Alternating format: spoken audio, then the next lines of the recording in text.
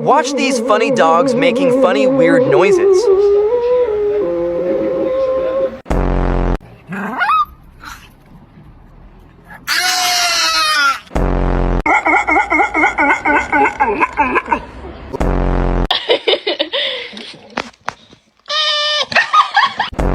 Are you complaining to me about something?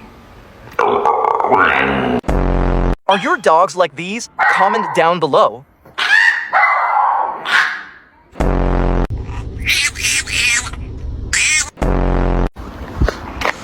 La la.